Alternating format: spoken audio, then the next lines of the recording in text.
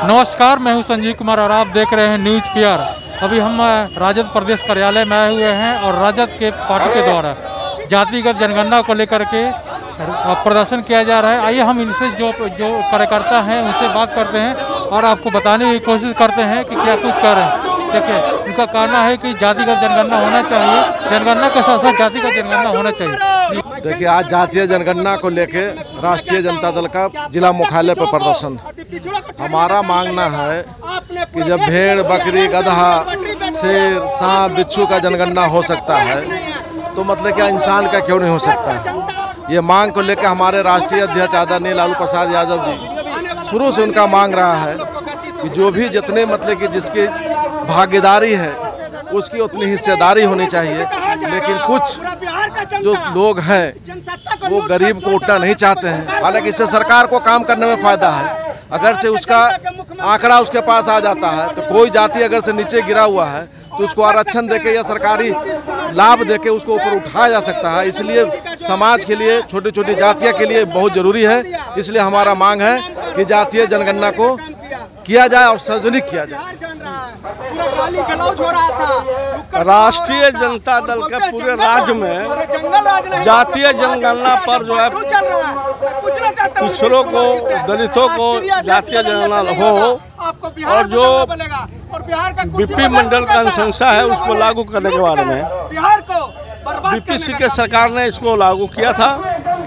हम लोग चाहते हैं कि जातीय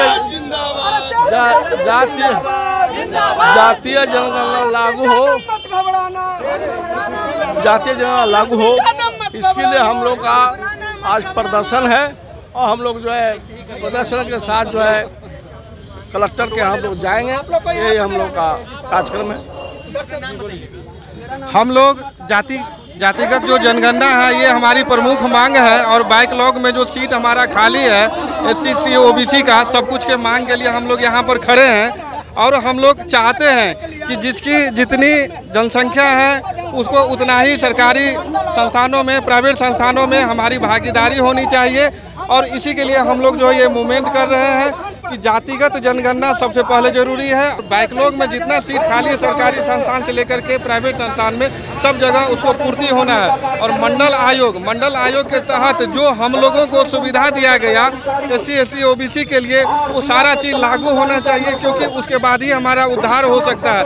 क्योंकि जितनी हमारी जनसंख्या है उसके आधार पर हमारी सरकार में उतना सीट हम लोगों को नहीं दिया जा रहा है। क्योंकि जितनी जनसंख्या है तो फिर से एक बार जातिगत जनगणना होना चाहिए, ताकि जिस जाति का जितना संख्या है उसके हिसाब से उसको सरकारी संस्थान में, प्राइवेट संस्थान में उसको जगह मिलना चाहिए, ताकि उसका विकास हो सके। यही हमारी डिमांड है।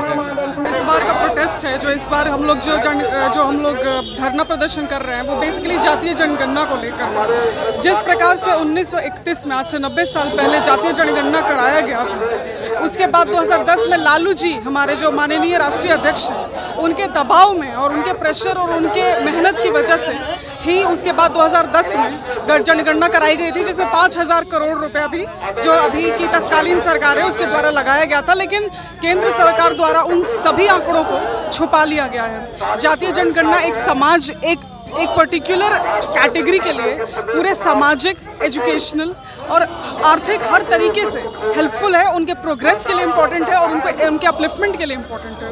तो मैं इसका पूरी पुरजोर समर्थन करती हूँ।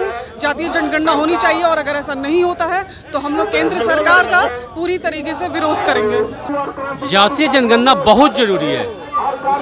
ये लालू जी के द्वारा उत्पादित पूरे देश में पॉइंट हैं।